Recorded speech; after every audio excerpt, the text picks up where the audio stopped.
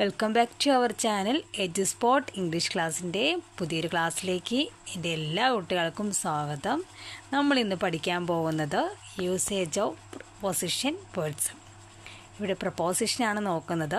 നമുക്ക് ഏതെല്ലാം പ്രൊപ്പോസിഷൻസ് എങ്ങനെയാണ് ഉപയോഗിക്കുന്നത് എന്ന് നോക്കാം.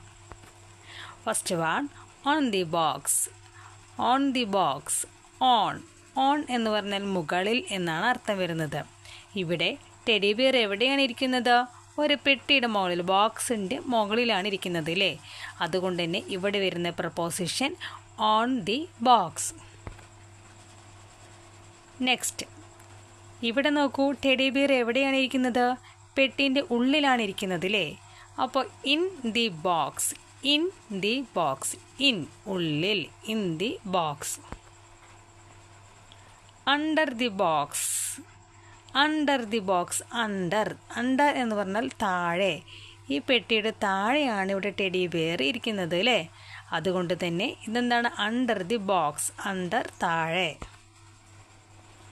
Behind the box, behind the box, behind എന്ന് പറഞ്ഞാൽ സൈഡിൽ, പുറകിലായിട്ട്, ബിഹൈൻഡായിട്ട്.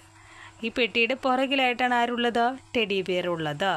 അതുകൊണ്ട് നമുക്കിവിടെ എന്ത് പറയാം? Behind the box.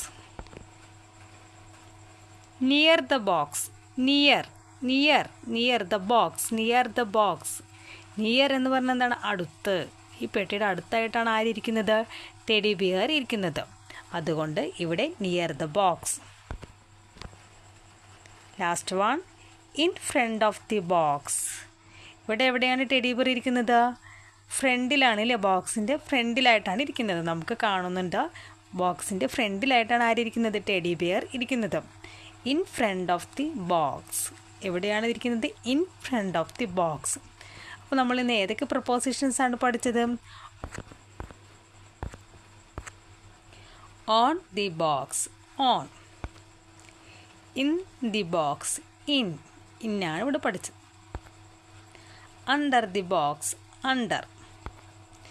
Behind the box, behind.